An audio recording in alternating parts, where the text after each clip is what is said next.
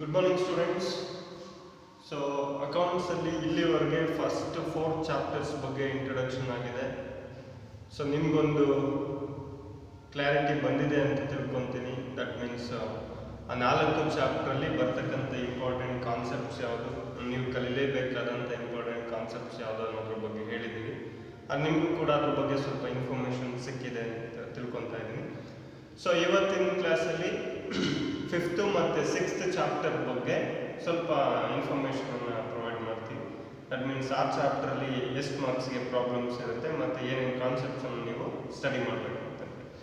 So 5th chapter ನಿಮಗೆ first introduction to accounting ಆಗಿದೆ, theory base of accounting ಆಗಿದೆ, recording of transaction part 1 ಮತ್ತು recording of transaction part 2 ಆಗಿದೆ. So next 5th chapter ಯಾವುದು ನಿಮಗೆ ಅಂತಂದರೆ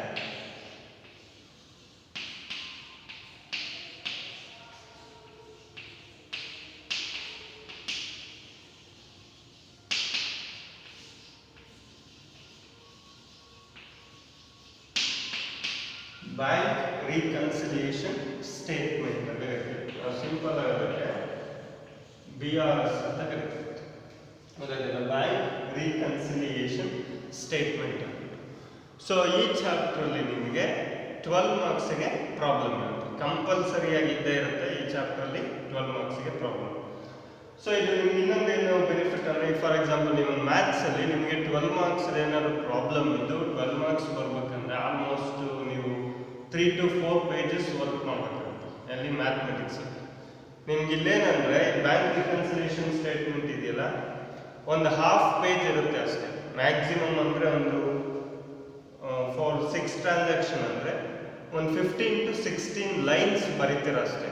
ಅದಕ್ಕೆ ನಿಮ್ಗೆ ಎಷ್ಟು 12 ಮಾರ್ಕ್ಸ್ ಬರುತ್ತೆ ಮ್ಯಾಕ್ಸಿಮಮ್. ಅಂದರೆ ಒಂದು ಪೇಜ್ ಪೂರ್ತಿ ಆಗೋದಿಲ್ಲ. ನಿಮ್ಮ ಬುಕ್ಲೆಟ್, ಆನ್ಸರ್ ಬುಕ್ಲೆಟರ್ ಒಂದು ಪೇಜ್ ಆಗ್ಬೋದು, ಅಷ್ಟಕ್ಕೆ ನಿಮಗೆ 12 ಮಾರ್ಕ್ಸ್ ಸಿಗ್ತಕ್ಕಂಥ ಪ್ರಾಬ್ಲಮ್. ಸೊ ಯಾವ್ದು ಚಾಪ್ಟರ್? Bank reconciliation statement. ನಿಮ್ಗೆ ಒಂದಷ್ಟು ಸ್ಟೇಟ್ಮೆಂಟ್ಸ್ ಇನ್ಫಾರ್ಮೇಷನ್ ಕೊಡ್ತಾರೆ. ಟ್ರಾನ್ಸಾಕ್ಷನ್ ಒಂದು 6 ರಿಂದ 7 ಟ್ರಾನ್ಸಾಕ್ಷನ್ಸ್ ಕೊಡ್ತಾರೆ. 6 ರಿಂದ 7 ಟ್ರಾನ್ಸಾಕ್ಷನ್ಸನ್ನು ನೀವು ನೋಡ್ಬಿಟ್ಟು ಒಂದು ಬ್ಯಾಂಕ್ ರಿಕನ್ಸಿಲಿಯೇಷನ್ ಸ್ಟೇಟ್ಮೆಂಟನ್ನು ಪ್ರಿಪೇರ್ ಮಾಡಬೇಕು. Prepare the bank reconciliation statement ಅಂತ ಕ್ವೆಶನ್ ಅರೈಸ್ ಆಗುತ್ತೆ. ಸೊ ನಿಮಗೆ ಆ ಸ್ಟೇಟ್ಮೆಂಟನ್ನು ಬರೋದಷ್ಟೇ, ನೀವು ಇನ್ನೇನು ಮಾಡೋ ಅವಶ್ಯಕತೆ ಇಲ್ಲ. ಅಲ್ಲೇನು ಸ್ಟೇಟ್ಮೆಂಟ್ಸ್ ಇರುತ್ತಲ್ಲ, 6 ಟ್ರಾನ್ಸಾಕ್ಷನ್ಸ್ ಇರುತ್ತೆ. ಆ 6 ಟ್ರಾನ್ಸಾಕ್ಷನ್ ಆ್ಯಸ್ ಇಟ್ ಈಸ್ ಹಂಗೆ ಬರೀತೀರ. ಆದರೆ ಅದನ್ನು ಆ್ಯಡ್ ಮಾಡೋದು ಯಾವುದು, ಲೆಸ್ ಮಾಡೋದು ಯಾವುದು, ಅಷ್ಟು ಕರೆಕ್ಟಾಗಿ ಗೊತ್ತಾಗ್ಬಿಟ್ರೆ ನಿಮಗೆ 12 ಮಾರ್ಕ್ಸ್ ಬರುತ್ತೆ. ನಾನು ನಿಮಗೆ ಅದಕ್ಕೆ ಕೆಲವೊಬ್ರು ಕೇಳ್ತಿದ್ದೆ ಅಡ್ಮಿಷನ್ ಆಗೋ ಟೈಮಲ್ಲಿ, ಮ್ಯಾಥಮೆಟಿಕ್ಸಲ್ಲಿ ಬೇರೆ ಏನು ನೋಡಿದಿರ, ಅಡಿಷನ್ನು ಸಬ್ಸ್ಟ್ರಾಕ್ಷನ್ ಬರುತ್ತಲ್ವಾ ಅಂತ ಕೇಳಿದೆ. ಹ್ಞೂ ಸರ್, ಅದು ಕಾಮನ್ ಅಲ್ವಾ, ಅದು ಬರುತ್ತೆ, ಅದು ಬೇಸಿಕ್ ಅಷ್ಟೇ ಮಾಡಬೇಕಾಗಿರುತ್ತೆ. ನೀವಿನ್ನೇನು ಇಲ್ಲ, ಅವರೇ ಕ್ವೆಶನಲ್ಲಿ ಅವರೇ ಕೊಟ್ಟಿರ್ತಾರೆ ಕೆಲವೊಂದು ಟ್ರಾನ್ಸಾಕ್ಷನ್, ಆ ಟ್ರಾನ್ಸಾಕ್ಷನ್ ಆ್ಯಸ್ ಇಟ್ ಈಸ್ ಬರುತ್ತಾರೆ. ಬಟ್ ಆ್ಯಡ್ ಯಾವ್ದು ಮಾಡಬೇಕು, ಲೆಸ್ ಮಾಡಿ ಯಾವುದು, ಅದೊಂದು ಗೊತ್ತಾಗ್ಬಿಟ್ರೆ ಸೊ ನಿಮ್ಗೆ you will get 12 marks very easily. ಅದಾಯ್ತಲ್ಲ. ಸೊ ಈ ಚಾಪ್ಟರ್ಲಿ ಏನು ಓದ್ತೀರ ಅಂದರೆ ಮೀನಿಂಗ್ ಓದ್ತೀರ. BRS ಅಂದರೆ ಏನು, ಬ್ಯಾಂಕ್ ರಿಕನ್ಸಿಲಿಯೇಷನ್ ಸ್ಟೇಟ್ಮೆಂಟ್ ಅಂದರೆ ಏನು. ಸೊ ಮೀನಿಂಗ್ ತಿಳ್ಕೊಳ್ಳೋದಕ್ಕೆ ಮುಂಚೆ ನಾನು ನಿಮ್ಗೆ ಸ್ವಲ್ಪ ಇನ್ಫಾರ್ಮೇಷನ್ ಏನು ಅಂತಂದರೆ, ನೀವೆಲ್ಲರಿಗೂ ಗೊತ್ತಿದ್ದಂಗೆ ಪಾಸ್ಬುಕ್ ಅಂದರೆ ಗೊತ್ತಿದೆಯಲ್ಲ ನಿಮಗೆ, ಬ್ಯಾಂಕ್ ಅಂದರೆ ಗೊತ್ತು. ಬ್ಯಾಂಕಲ್ಲಿ ನಾವು ಅಕೌಂಟನ್ನು ಓಪನ್ ಮಾಡಿದ ತಕ್ಷಣ ನಮಗೆ ಆದಂಥ ಒಂದು ಪಾಸ್ಬುಕ್ ಕೊಡ್ತಾರೆ. ಏನದು ಪಾಸ್ಬುಕ್ ಅಂತಂದರೆ, ನನ್ನ ಮತ್ತು ಬ್ಯಾಂಕ್ ಮಧ್ಯೆ ನಡೀತಕ್ಕಂಥ ಟ್ರಾನ್ಸಾಕ್ಷನ್ಸ್ ಏನಿದೆ, ಮೇ ಬಿ ಅದು ವಿತ್ಡ್ರಾವಲ್ ಇರ್ಬೋದು ಅಥವಾ ಡೆಪಾಸಿಟ್ ಆಫ್ ಮನಿ, ನಾವು ಅಮೌಂಟನ್ನು ಡೆಪಾಸಿಟ್ ಮಾಡ್ತಾ ಇರ್ತೀವಿ, ವಿತ್ಡ್ರಾ ಮಾಡ್ತಾ ಇರ್ತೀವಿ, ಅದಕ್ಕೆ ಸಂಬಂಧಪಟ್ಟಂತೆ ಇಲ್ಲಿಬ್ಬರು ಪಾರ್ಟೀಸ್ ಯಾರಂದರೆ ಒಂದು ಬ್ಯಾಂಕ್ ಮತ್ತು ನಾನು. ಸೊ ನಮ್ಮಿಬ್ಬರ ಮಧ್ಯೆ ನಡೀತಕ್ಕಂಥ ಟ್ರಾನ್ಸಾಕ್ಷನ್ಸನ್ನು ರೆಕಾರ್ಡ್ ಮಾಡೋದಕ್ಕೆ ಇರ್ತಕ್ಕಂಥ ಒಂದು ಬುಕ್ ಯಾವುದು, ಪಾಸ್ಬುಕ್ ಅಂತ, ಬ್ಯಾಂಕ್ ಬುಕ್ ಅಂತ ಕರಿತೀವಿ. ಸೊ ಅದರಲ್ಲೇನು ಅಂದರೆ ನನ್ನ ಮತ್ತು ಬ್ಯಾಂಕ್ ಮಧ್ಯೆ ಆಗ್ತಕ್ಕಂಥ ಟ್ರಾನ್ಸಾಕ್ಷನ್ಸ್ ಎಲ್ಲನೂ ಕೂಡ ನಿಮ್ಗೊಂದು ಕಡೆ ರೆಕಾರ್ಡ್ ಆಗುತ್ತೆ. ಆ ಬುಕ್ಕನ್ನು ಏನಂತ ಹೇಳ್ತೀವಿ, ಪಾಸ್ಬುಕ್ ಅಂತ ಕರಿತೀವಿ. ಅದೇ ರೀತಿ ಬಿಸ್ನೆಸ್ಸಲ್ಲಿ ಒಂದು ಬಿಸ್ನೆಸ್ ಟ್ರಾನ್ಸಾಕ್ಷನ್, ನನ್ನ ಮತ್ತು ನನ್ನ ಕಸ್ಟಮರ್ ಮಧ್ಯೆ ಆಗ್ತಕ್ಕಂಥ ಟ್ರಾನ್ಸಾಕ್ಷನ್, ನನ್ನ ಮತ್ತು ಸಪ್ಲೈಯರ್ ಮಧ್ಯೆ ಆಗ್ತಕ್ಕಂಥ ಟ್ರಾನ್ಸಾಕ್ಷನ್ಸನ್ನು ನಾನು ರೆಕಾರ್ಡ್ ಮಾಡಬೇಕು. ಅದಕ್ಕೆ ಅಂತ ನಾನೊಂದು ಬುಕ್ ಮೇಂಟೈನ್ ಮಾಡ್ತೀನಿ, ಯಾವುದು, ಕ್ಯಾಶ್ ಬುಕ್. ಸೊ ಒಬ್ಬ ಬಿಸ್ನೆಸ್ ಮೆನ್ನು ಅಥವಾ ಟ್ರೇಡರು ಮೇಂಟೈನ್ ಮಾಡೋ ಬುಕ್ ಯಾವುದು, ಕ್ಯಾಶ್ ಬುಕ್. ಬ್ಯಾಂಕರು ಮೇಂಟೈನ್ ಮಾಡೋ ಬುಕ್ ಯಾವುದು, ಪಾಸ್ಬುಕ್. ಇದು ಯಾಕೆ ಇಂಪಾರ್ಟೆಂಟ್ ಅಂತ ಹೇಳ್ತಾ ಇದ್ದೀನಿ ಅಂದರೆ, ಅದೆರಡು ಬುಕ್ ಬಗ್ಗೆ ಮೀನಿಂಗು ಮತ್ತು ಡಿಫ್ರೆನ್ಸ್ ಕರೆಕ್ಟಾಗಿ ತಿಳ್ಕೊಂಡ್ರೆ ನಿಮ್ಗೆ ಈ ಸ್ಟೇಟ್ಮೆಂಟ್ ಅನ್ನೋದೇನಿರುತ್ತೆ ಈಸಿ. ಈ ಸ್ಟೇಟ್ಮೆಂಟ್ ಬರೋದಕ್ಕೆ ರೀಸನ್ನೇ ಅದು, ಯಾವುದೆರಡು, 2 ಬುಕ್, ಒಂದು ಕ್ಯಾಶ್ ಬುಕ್ ಮತ್ತು ಪಾಸ್ಬುಕ್. ಇದು ಎರಡರಲ್ಲೂ ಕೂಡ ನಮ್ಗೆ ಬ್ಯಾಲೆನ್ಸ್ ಏನು ಈಕ್ವಲ್ ಇರಬೇಕು. ಮ್ಯಾಚ್ ಆಗಬೇಕು. ಯಾಕೆಂದರೆ ಕ್ಯಾಶ್ ಬುಕ್ ಪ್ರಿಪೇರ್ ಮಾಡ್ತಾ ಇರೋದು ನನ್ನ ಕಂಪನಿ ಅಕೌಂಟ್ ಬಗ್ಗೆ ಈ ಡೀಟೇಲ್ಸನ್ನು ಮೇಂಟೈನ್ ಮಾಡ್ತಾ ಇರೋದು ಪಾಸ್ಬುಕ್ಕಲ್ಲಿ. ಇದು ಎರಡರಲ್ಲೂ ಕೂಡ ಅಮೌಂಟ್ ಅಥವಾ ಟ್ರಾನ್ಸಾಕ್ಷನ್ದು ಬ್ಯಾಲೆನ್ಸ್ ಏನು ಬರುತ್ತೆ ಸೇಮ್ ಇರಬೇಕು. ಆದರೆ ಸಮ್ ಟೈಮ್ಸ್ ಸೇಮ್ ಬರಲ್ಲ, ಡಿಫ್ರೆನ್ಸ್ ಬರುತ್ತೆ. ಯಾಕೆ ಡಿಫ್ರೆನ್ಸ್ ಬರುತ್ತೆ? ಮೇನ್ ರೀಸನ್ ಏನಂದರೆ ಕ್ಯಾಶ್ ಬುಕ್ಕನ್ನು ನಾನು ಪ್ರಿಪೇರ್ ಮಾಡ್ತೇನೆ, ರೆಕಾರ್ಡ್ ಮಾಡ್ತಾ ಇರೋದು ಯಾರು ಕ್ಯಾಶ್ ಬುಕ್ಕಲ್ಲಿ ನಾನು, ಅದನ್ನು ಮೇಂಟೈನ್ ಮಾಡ್ತಾ ಇರೋದು ನಾನು, ಯಾರು ಟ್ರೇಡರ್. ಅದೇ ಪಾಸ್ಬುಕ್ಕನ್ನು ನಾನು ಮೇಂಟೈನ್ ಮಾಡೋಕ್ಕಲ್ಲ, ಅದನ್ನು ಪ್ರಿಪೇರ್ ಮಾಡೋದು ಮತ್ತು ಅದನ್ನು ಅಲ್ಲಿ ರೆಕಾರ್ಡ್ಸನ್ನು ಅಂದರೆ ಟ್ರಾನ್ಸಾಕ್ಷನ್ಸನ್ನು ರೆಕಾರ್ಡ್ ಮಾಡೋದು ಯಾರು ಅಂದರೆ ಬ್ಯಾಂಕ್. ಸೊ ಬಟ್ ಇದೆರಡೂ ಬುಕ್ಕಲ್ಲಿ ಬರ್ತಕ್ಕಂಥ ಟ್ರಾನ್ಸಾಕ್ಷನ್ ಸೇಮ್ ಇರುತ್ತೆ. ಆದರೆ ಎರಡು ಬುಕ್ಕನ್ನು ಬೇರೆ ಬೇರೆಯವರು ರೆಕಾರ್ಡ್ ಮಾಡೋದ್ರಿಂದ ಸಮ್ಟೈಮ್ಸ್ ಡಿಫ್ರೆನ್ಸ್ ಬರೋ ಚಾನ್ಸಸ್ಸು ಇರುತ್ತೆ. ಆ ಡಿಫ್ರೆನ್ಸನ್ನು ಹೋಗ್ಲಾಡಿಸೋದಕ್ಕೋಸ್ಕರ, ಆ ಡಿಫ್ರೆನ್ಸನ್ನು ಫೈಂಡ್ ಔಟ್ ಮಾಡಿ ಎರಡೂ ಬ್ಯಾಲೆನ್ಸನ್ನು ಈಕ್ವಲ್ ಮಾಡೋದಕ್ಕೋಸ್ಕರ ಒಂದು ಸ್ಟೇಟ್ಮೆಂಟನ್ನು ಪ್ರಿಪೇರ್ ಮಾಡ್ತೀವಿ. That is called bank reconciliation statement ಅಂತ. ಗೊತ್ತಾಯ್ತಲ್ಲ? ಈ ಸ್ಟೇಟ್ಮೆಂಟ್ ಯಾರು ಸರ್? ಕ್ಯಾಶ್ ಬುಕ್ಕನ್ನು ಮೇಂಟೈನ್ ಮಾಡೋದು ಟ್ರೇಡರ್ ಅಂದರೆ ಬಿಸ್ನೆಸ್, ಪಾಸ್ಬುಕ್ಕನ್ನು ಮೇಂಟೈನ್ ಮಾಡೋದು ಯಾರು? ಬ್ಯಾಂಕ್.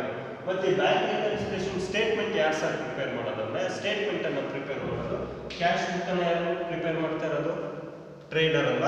ಅದೇ ರೀತಿ ಬ್ಯಾಂಕ್ ರಿಕನ್ಸಿಲಿಯೇಷನ್ ಸ್ಟೇಟ್ಮೆಂಟನ್ನು ಪ್ರಿಪೇರ್ ಮಾಡೋದು ಒಬ್ಬ ಟ್ರೇಡರ್ ಅಥವಾ ಬ್ಯಾಂಕಿನ ಒಬ್ಬ ಕಸ್ಟಮರ್. ಗೊತ್ತಾಯ್ತಲ್ಲ?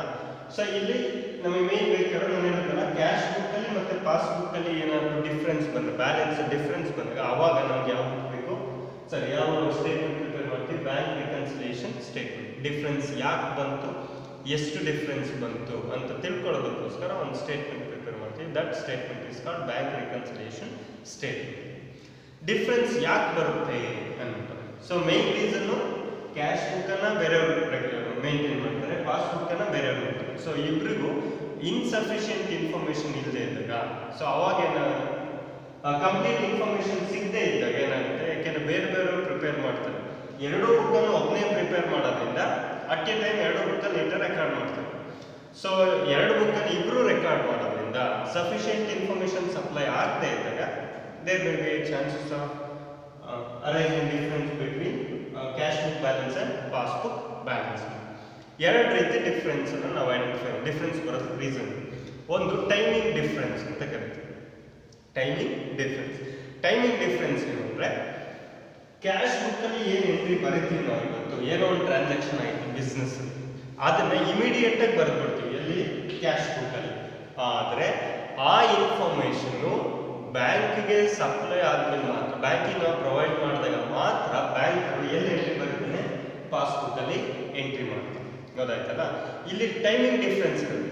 ಇವತ್ತು ಟ್ರಾನ್ಸಾಕ್ಷನ್ ಆಗಿದೆ, ನಾನು ಕ್ಯಾಶ್ ಬುಕ್ಕಲ್ಲಿ ಎಂಟ್ರಿ ಬರ್ತೀನಿ. ಇವತ್ತೇ ಇನ್ಫಾರ್ಮೇಷನ್ ಹೋದ್ರೆ ಬ್ಯಾಂಕಿಗೆ, ಅವನು ಅವತ್ತೇ ಬರ್ಕೊಡ್ತಾನೆ ಇಲ್ಲಿ ಪಾಸ್ಬುಕ್ಕಲ್ಲಿ. ಆದರೆ ಅವತ್ತು ಇನ್ಫಾರ್ಮೇಷನ್ ಹೋಗದೆ ಇದ್ದಾಗ, ಇವತ್ತು ಟ್ರಾನ್ಸಾಕ್ಷನ್ ಆಗಿದೆ, ಟ್ರಾನ್ಸಾಕ್ಷನ್ ಆಗಿಬಿಟ್ಟು ನಾನು ಕ್ಯಾಶ್ ಬುಕ್ಕಲ್ಲಿ ಎಂಟ್ರಿ ಬರ್ಬೇಕು. ಆದರೆ ಬ್ಯಾಂಕಿಗೆ ಇನ್ಫಾರ್ಮೇಷನ್ ಇವತ್ತು ಹೋಗ್ತಾ ಇಲ್ಲ, ನಾಳೆ ಹೋಗ್ತಾ ಇದೆ ಇನ್ಫಾರ್ಮೇಷನ್ ಅಂದರೆ ಅಲ್ಲಿ ಟೈಮ್ ಗ್ಯಾಪ್ ಆಯಿತು. ಇಲ್ಲಿ ಎಂಟ್ರಿ ಇವತ್ತು ಬರ್ತಿದ್ದೀವಿ, ಪಾಸ್ಬುಕ್ಕಲ್ಲಿ ನಾಳೆ ಎಂಟ್ರಿ ಬರುತ್ತೆ. ಅಂದರೆ ಇವತ್ತು ಕ್ಯಾಶ್ ಬುಕ್ಕಲ್ಲಿ ಏನು ಎಂಟ್ರಿ ಇದೆ, ಅವತ್ತೇ ನಾವು ಪಾಸ್ಬುಕ್ಕಲ್ಲಿ ಚೆಕ್ ಮಾಡಿದ್ರೆ ಪಾಸ್ಬುಕ್ಕಲ್ಲಿ ಎಂಟ್ರಿ ಇರಲ್ಲ, ಅಂದರೆ ಡಿಫ್ರೆನ್ಸ್ ಬರುತ್ತೆ. ಯಾಕೆ ಎಂಟ್ರಿ ಇರಲ್ಲ ಪಾಸ್ಬುಕ್ ಅಂದರೆ, ನಾವು ಇನ್ಫಾರ್ಮೇಷನ್ನ ಇವತ್ತು ಸಪ್ಲೈ ಮಾಡಿಲ್ಲ. ಗೊತ್ತಾಗ್ತಲ್ಲ? ಅದು ಟೈಮಿಂಗ್ ಡಿಫ್ರೆನ್ಸ್ ಇರುತ್ತೆ. And then difference of errors ಅಂತ ಕರಿತೀವಿ, ಮಿಸ್ಟೇಕಿಂದ ಆಗ್ತಕ್ಕಂಥದ್ದು. ಏನು ಡಿಫ್ರೆನ್ಸ್ ಆಫ್ ಮಿಸ್ಟೇಕ್ ಅಂತಂದರೆ, ಪಾಸ್ಬುಕ್ಕಲ್ಲಿ ಡೆಬಿಟ್ ಟು ಕ್ರೆಡಿಟ್ ಅಂದರೆ ಗೊತ್ತಿದೆ. ನೀವು ಅಮೌಂಟ್ ಏನಾದರೂ ವಿಡ್ರಾ ಮಾಡಿದ್ರೆ ನಿಮ್ಮ ಮೊಬೈಲ್ಗೆ ಮೆಸೇಜ್ ಬರುತ್ತೆ ಥ್ರೂ SMS, ನಿಮ್ಮ ಅಕೌಂಟು ಇಷ್ಟು ಅಮೌಂಟಿಂದ ಡೆಬಿಟ್ ಆಗಿದೆ.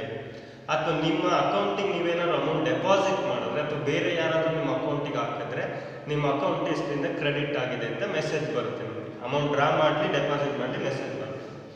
ಅದೇ ರೀತಿ ಬೇರೆ ರಾಂಗ್ ಆಗಿ ಡೆಬಿಟ್ ಅಥವಾ ಕ್ರೆಡಿಟ್ ಆಗ್ತದೆ. ನನ್ನ ಅಕೌಂಟ್ಗೆ ಡೆಬಿಟ್ ಆಗಬೇಕಾಗಿರೋ ಅಮೌಂಟು ಬೇರೆ ಅಕೌಂಟ್ ಆಗಿದೆ, ರಾಂಗ್ ಆಗಿ ಡೆಬಿಟ್ ಮಾಡಿರೋದು, ಅಕೌಂಟ್ ನಂಬರ್ ಏನೋ ರಾಂಗ್ ಆಗಿ ಹೊಡ್ಬಿಟ್ಟು ಡೆಬಿಟ್ ಆಗಿರೋದು, ಅಥವಾ ಅಕೌಂಟ್ ನಂಬರ್ ರಾಂಗ್ ಆಗಿ ಕ್ರೆಡಿಟ್ ಆಗಿರೋದು. ರಾಂಗ್ ಡೆಬಿಟ್ ಅಥವಾ ರಾಂಗ್ ಕ್ರೆಡಿಟ್ ಆದಾಗ ಇಲ್ಲಿ ಡಿಫ್ರೆನ್ಸ್ ಅನ್ನೋದು ಬರುತ್ತೆ. ಗೊತ್ತಾಗುತ್ತೆ ಯಾಕೆ ಡಿಫ್ರೆನ್ಸ್ ಬರುತ್ತೆ, ಆ ಡಿಫ್ರೆನ್ಸ್ ಬರೋದಕ್ಕೆ ಏನೇನು ಯಾವ್ಯಾವ ರೀಸನ್ಸ್ ಇಂದ ಡಿಫ್ರೆನ್ಸ್ ಬರುತ್ತೆ, ಮತ್ತು ಆ ಡಿಫ್ರೆನ್ಸ್ ಅನ್ನು ಹೇಗೆ ನಾವು ಓವರ್ಕಮ್ ಮಾಡಿಕೊಂಡು ಬ್ಯಾಂಕ್ ರಿಕನ್ಸಿಲಿಯೇಷನ್ ಸ್ಟೇಟ್ಮೆಂಟ್ ಪ್ರಿಪೇರ್ ಮಾಡೋದ್ರ ಮುಖಾಂತರ ಡಿಫ್ರೆನ್ಸ್ ಅನ್ನು ಹೇಗೆ ಈಕ್ವಲ್ ಮಾಡ್ಕೋಬಹುದು ಅನ್ನೋದು ಈ ಪರ್ಟಿಕ್ಯುಲರ್ ಚಾಪ್ಟರಲ್ಲಿ ಹೋಗ್ತೀರಾ. ನಿಮಗೆ ಹೇಳಿದ್ರೆ 12 ಮಾರ್ಕ್ಸ್ಗೆ ಪ್ರಾಬ್ಲಮ್ ಇರುತ್ತೆ, ಕಂಪಲ್ಸರಿ, ಇದರಲ್ಲಿ ಚಾಯ್ಸ್ ಇರಲ್ಲ.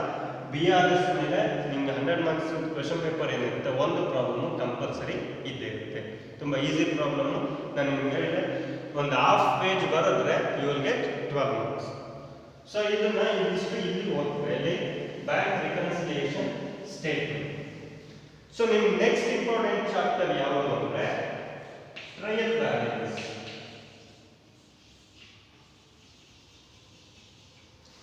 and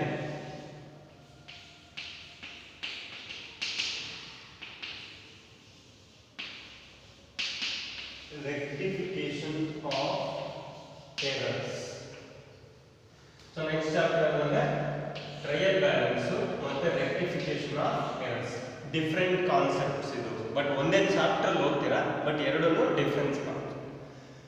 ಟ್ರಯಲ್ ಬ್ಯಾಲೆನ್ಸ್ ಅನ್ನೋದು ಬೇರೆ, ರೆಕ್ಟಿಫಿಕೇಶನ್ ಆಫ್ ಎರರ್ಸ್ ಅನ್ನೋದು ಬೇರೆ. ಟ್ರಯಲ್ ಬ್ಯಾಲೆನ್ಸ್ ಅಂದ್ರೆ ಏನು ಅಂತ ತಿಳ್ಕೊಂಡು, ಟ್ರಯಲ್ ಬ್ಯಾಲೆನ್ಸ್ ಅಂದ್ರೆ ಅದು ಕೂಡ ಒಂದು statement. Trial balance is also a statement. It is prepared to know the arithmetical accuracy of the accounts. ನಾವೇನು ಅಕೌಂಟ್ಸ್ ರೆಕಾರ್ಡ್ ಮಾಡ್ತಾ ಬರ್ತೀವಿ ಟ್ರಾನ್ಸಾಕ್ಷನ್ಸ್, ಅದ್ರದ್ದು ಅರ್ಥಮೆಟಿಕಲ್ ಆಕ್ಯುರಸಿನ ತಿಳ್ಕೊಳ್ಳೋದಕ್ಕೋಸ್ಕರ ಪ್ರಿಪೇರ್ ಮಾಡೋ ಸ್ಟೇಟ್ಮೆಂಟ್ ಯಾವುದು? ಟ್ರಯಲ್ ಬ್ಯಾಲೆನ್ಸ್ ಅಂತ. ಸೊ ನಾವು ಫೈನಲ್ ಅಕೌಂಟ್ಸ್ ಪ್ರಿಪೇರ್ ಮಾಡೋದಕ್ಕೆ ಮುಂಚೆ ಟ್ರಯಲ್ ಬ್ಯಾಲೆನ್ಸ್ ಇದನ್ನ ಬೇಸಾಗಿ ಇಟ್ಕೊಂಡೆ ನಾವು ಬ್ಯಾಲೆನ್ಸ್ ಶೀಟ್ ಅನ್ನ ಪ್ರಿಪೇರ್ ಮಾಡ್ತೀವಿ. ಅಥವಾ ಇನ್ನು ಸಿಂಪಲ್ ಆಗಿ ಹೇಳ್ಬೇಕು ನಿಮಗೆ ಅಂತಂದ್ರೆ, ನಾವೇನು ಅಕೌಂಟ್ಸ್ ಮೇಂಟೈನ್ ಮಾಡಿದೀವಿ, ಟ್ರಾನ್ಸಾಕ್ಷನ್ಸ್ ರೆಕಾರ್ಡ್ ಮಾಡಿದ್ವಿ, ಅದು ಕರೆಕ್ಟ್ ಆಗಿ ರೆಕಾರ್ಡ್ ಮಾಡಿದೀವಾ ಇಲ್ವಾ ಅದನ್ನ ತಿಳ್ಕೊಳ್ಳೋದಕ್ಕೋಸ್ಕರ ಒಂದು ಸ್ಟೇಟ್ಮೆಂಟ್ ಪ್ರಿಪೇರ್ ಮಾಡ್ತೀವಿ. That is called trial balance. ಈ ಟ್ರಯಲ್ ಬ್ಯಾಲೆನ್ಸ್ ಪ್ರಿಪೇರ್ ಮಾಡಿದ ತಕ್ಷಣ ನಿಮಗೆ ಗೊತ್ತಾಗುತ್ತೆ ನಮ್ಮ ಅಕೌಂಟ್ಸ್ ಕರೆಕ್ಟ್ ಆಗಿದೆಯಾ ಇಲ್ವಾ. ಅಂಡ್ ನೆಕ್ಸ್ಟ್ ಅದನ್ನು ಇದು ಕೂಡ ನಿಮಗೆ 6 ಮಾರ್ಕ್ಸ್ಗೆ ಬರ್ತಕ್ಕಂಥ ಪ್ರಾಬ್ಲಮ್. ಟ್ರಯಲ್ ಬ್ಯಾಲೆನ್ಸ್ ಮೇಲೆ ಎಷ್ಟು, ಅದು ಕೂಡ ಒಂದು ಸ್ಟೇಟ್ ತುಂಬಾ ಈಸಿ ಆಗಿರ್ತಕ್ಕಂಥ ಸ್ಟೇಟ್ಮೆಂಟು. ಡೆಬಿಟ್ ಯಾವುದು, ಕ್ರೆಡಿಟ್ ಯಾವುದು, ಕೆಲವೊಂದು ಅದರ ರೂಲ್ಸ್ ಇರುತ್ತೆ. ರೂಲ್ಸ್ ಸ್ವಲ್ಪ ಹಿಂಟ್ಸ್ ಅಂತ ಕೊಡ್ತೀವಿ, ಅಷ್ಟು ನೀವು ತಿಳ್ಕೊಂಡ್ಬಿಟ್ರೆ ತುಂಬ ಈಸಿಯಾಗಿ ಪ್ರಿಪೇರ್ ಮಾಡ್ತಕ್ಕಂಥದ್ದು. ಜಸ್ಟ್ 1 ಮಿನಿಟ್ ಅಲ್ಲಿ ಪ್ರಿಪೇರ್ ಮಾಡ್ತಕ್ಕಂಥ ಇದು 6 ಮಾರ್ಕ್ಸ್ಗೆ ಬರ್ತಕ್ಕಂಥ ಪ್ರಾಬ್ಲಮ್. ಅದೇ ರೀತಿ ಅದೇ ಚಾಪ್ಟರ್ ಇನ್ನೊಂದು ಓದ್ತೀರಾ, ರೆಕ್ಟಿಫಿಕೇಶನ್ ಆಫ್ ಎರರ್ಸ್. ಇಲ್ಲೇನಿದು ಎರರ್ಸ್ ಅಂತ ಕರೀತಾರೆ. ಎರರ್ ಅಂದ್ರೆ ಅನ್ಇಂಟೆನ್ಷನಲ್ ಮಿಸ್ಟೇಕ್ಸ್. ಮಿಸ್ಟೇಕ್ಸ್ ಆಗುತ್ತೆ, ಬಟ್ ಇಂಟೆನ್ಷನಲಿ ಮಾಡಿರ್ತಕ್ಕಂಥ ಮಿಸ್ಟೇಕ್ಸ್ ಅಲ್ಲ, ಅನ್ಇಂಟೆನ್ಷನಲಿ ಮಿಸ್ಟೇಕ್, ನಮಗೆ ಗೊತ್ತಿಲ್ಲದೆ ಆಗಿರ್ತಕ್ಕಂಥ ಮಿಸ್ಟೇಕ್ಸ್ ನಾವೇನಂತ ಕರಿತೀವಿ, ಎರರ್ಸ್ ಅಂತ ಕರಿತೀವಿ. ಆ ಎರರ್ಸ್ ಅನ್ನ ಏನ್ ಮಾಡೋದು, ರೆಕ್ಟಿಫೈ ಮಾಡೋದು. ರೆಕ್ಟಿಫಿಕೇಶನ್ ಆಫ್ ಎರರ್ಸ್, ಆಗಿರ್ತಕ್ಕಂಥ ತಪ್ಪುಗಳನ್ನ ಸರಿ ಮಾಡ್ತಕ್ಕಂಥದ್ದು ರೆಕ್ಟಿಫಿಕೇಶನ್ ಆಫ್ ಎರರ್ಸ್ ಅಂತ ಕರಿತೀವಿ. ಇಲ್ಲಿ ಎರರ್ಸ್ ಯಾಕೆ ಆಗುತ್ತೆ ಅಕೌಂಟ್ಸ್ ಅಲ್ಲಿ? ಆ 4 ಟೈಪ್ಸ್ ಆಫ್ ಎರರ್ಸ್ ಬರ್ತವೆ. Errors of omission, errors of commission, errors of principle ಮತ್ತೆ compensating errors. 4 types of errors ಅಂತ ಬರುತ್ತೆ. ಆ 4 ತರದ ಎರರ್ಸ್ ಅಕೌಂಟಿಂಗ್ ಅಲ್ಲಿ ಆಗ್ತಕ್ಕಂಥ ಚಾನ್ಸಸ್ ಇರುತ್ತೆ. ಅಷ್ಟು ಎರರ್ಸ್ ಯಾಕಾಯ್ತು ಮತ್ತೆ ಆಗಿರ್ತಕ್ಕಂಥ ಎರರ್ಸ್ ಅನ್ನು ಯಾವ ರೀತಿ ರೆಕ್ಟಿಫೈ ಮಾಡಬಹುದು ಅನ್ನೋದನ್ನ ನಿಮಗೆ, ಇದು ಕೂಡ ನಿಮಗೆ 6 ಮಾರ್ಕ್ಸ್ಗೆ ಬರ್ತಕ್ಕಂಥ ಪ್ರಾಬ್ಲಮ್ಸ್. ಇಲ್ಲಿ ಸ್ಟೇಟ್ಮೆಂಟ್ ಪ್ರಿಪೇರ್ ಮಾಡ್ತೀರಾ, ಇಲ್ಲಿ ಜರ್ನಲ್ ಎಂಟ್ರಿ ಬರುತ್ತೆ. ಎಂಟ್ರಿ ತಪ್ಪಾಗಿ ಬರ್ದಿರೋದು ಏನಾಯ್ತು, ಎರರ್ ಆಯ್ತು. ತಪ್ಪಾಗಿ ಬರ್ದಿರೋ ಎಂಟ್ರಿನ ಕರೆಕ್ಟ್ ಮಾಡ್ತಕ್ಕಂಥದ್ದು, ಗೊತ್ತಾಯ್ತಲ್ಲ. ಎರರ್ ಅಂದ್ರೆ ಮಿಸ್ಟೇಕ್ ಮಾಡೋದು. ಆ ಮಿಸ್ಟೇಕ್ ಮಾಡಿರೋದನ್ನ ಕರೆಕ್ಟ್ ಮಾಡೋದನ್ನ ನಾವು ಏನು ರೆಕ್ಟಿಫಿಕೇಶನ್ ಆಫ್ ಎರರ್ಸ್ ಅಥವಾ ಕರೆಕ್ಷನ್ ಆಫ್ ಮಿಸ್ಟೇಕ್ ಅಂತ ಕರಿತೀವಿ. ಮಿಸ್ಟೇಕ್ ಅನ್ನು ಕರೆಕ್ಟ್ ಮಾಡೋದು ಅಂದ್ರೆ ಎರರ್ಸ್ ಏನಾಗಿದೆ ಅದನ್ನ ರೆಕ್ಟಿಫೈ ಮಾಡ್ತಕ್ಕಂಥದ್ದು. ಇದು ಥ್ರೂ ಜರ್ನಲ್ ಎಂಟ್ರಿ ನಾವೇನು ಮಾಡಬೇಕಾಗುತ್ತೆ, ಅದನ್ನ ರೆಕ್ಟಿಫೈ ಮಾಡಬೇಕಾಗುತ್ತೆ. ಅದು ಕೂಡ ನಿಮಗೆ 6 ಮಾರ್ಕ್ಸ್ಗೆ ಪ್ರಾಬ್ಲಮ್. ಈ ಚಾಪ್ಟರ್ 2 ಓದ್ತಾರೆ, ಟ್ರಯಲ್ ಬ್ಯಾಲೆನ್ಸ್ ಮತ್ತೆ ರೆಕ್ಟಿಫಿಕೇಶನ್ ಆಫ್ ಎರರ್ಸ್ ಅಂದ್ಬಿಟ್ಟು. ಈ ಎರಡರಲ್ಲಿ ಯಾವ್ದಾದ್ರು ಒಂದು ಪ್ರಾಬ್ಲಮ್ ನಿಮಗೆ ಎಕ್ಸಾಮ್ ಕೇಳ್ತಾರೆ. ಇಲ್ಲಿ ಚಾಯ್ಸ್ ಇದೆ, ಬಟ್ ಎರಡೂ ಕಲಿಬೇಕು, ಎರಡೂ ಕಲಿಸ್ತೀವಿ. ಎರಡರಲ್ಲಿ ಯಾವ್ದಾದ್ರು ಒಂದು ಎಕ್ಸಾಮಿನೇಷನ್ಗೆ ಅಪಿಯರ್ ಆಗುತ್ತೆ. ಆದ್ರೆ DRS ಅಂತ ಇದೆಯಲ್ಲ, ಅದು ಕಂಪಲ್ಸರಿ ಇರುತ್ತೆ, ಅದಕ್ಕೆ ಬೇರೆ ಯಾವ್ದು ಚಾಯ್ಸ್ ಇಲ್ಲ, ಕೇಳೇ ಕೇಳ್ತಾರೆ. ಬಟ್ ಇದರಲ್ಲಿ ಇವೆರಡರಲ್ಲಿ ಯಾವ್ದು ಬೇಕಿದ್ರು ಕೇಳಿ. ಒಂದ್ಸರಿ ಟ್ರಯಲ್ ಬ್ಯಾಲೆನ್ಸ್ ಕೇಳ್ಬೋದು, ಅದ್ರ ಜೊತೆ ನೆಕ್ಸ್ಟ್ ಟ್ರಯಲ್ ಬ್ಯಾಲೆನ್ಸ್ ಕೇಳಿಲ್ಲ ಅಂದ್ರೆ ರೆಕ್ಟಿಫಿಕೇಶನ್ ಆಫ್ ಎರರ್ಸ್ ಕೇಳಕ್ಕೆ. ಇದೆರಡರಲ್ಲಿ ಯಾವ್ದಾದ್ರು ಒಂದು ಕಂಪಲ್ಸರಿ ಇರುತ್ತೆ, ಬಟ್ ಯಾವುದು ಅಂತ ಹೇಳಕ್ಕೆ ನೀವು ಎರಡನ್ನೂ ಕರೆಕ್ಟ್ ಆಗಿ ಕಲ್ತ್ರೆ ಎರಡರಲ್ಲಿ ಯಾವ್ದು ಬೇಕಿದ್ರು ನೀವು ಬನ್ನಿ, ಗೊತ್ತಾಯ್ತಲ್ಲ. ಸೊ ಇದಿಷ್ಟು BRS ಮತ್ತೆ trial balance and rectification of errors. Next chapter ಇದೆ ಡಿಪ್ರಿಸಿಯೇಷನ್ ಅಂದ್ಬಿಟ್ಟು, ತುಂಬಾ ಇಂಪಾರ್ಟೆಂಟ್ ಚಾಪ್ಟರ್. ಅದ್ರ ಬಗ್ಗೆ ನಾವು ನೆಕ್ಸ್ಟ್ ಕ್ಲಾಸಲ್ಲಿ ಡಿಸ್ಕಸ್ ಮಾಡ್ತೀವಿ. ಏನು ಆ ಚಾಪ್ಟರ್ ಏನು ಹೋಗ್ತೀರಾ, ಅದ್ರ ಎಷ್ಟು ಮಾರ್ಕ್ಸಿಗೆ ಪ್ರಾಬ್ಲಮ್ಸ್ ಬರುತ್ತೆ ಅಂತ. ಸೊ ಅದನ್ನು ನೆಕ್ಸ್ಟ್ ಕ್ಲಾಸಲ್ಲಿ ಡಿಸ್ಕಸ್ ಮಾಡ್ತೀವಿ.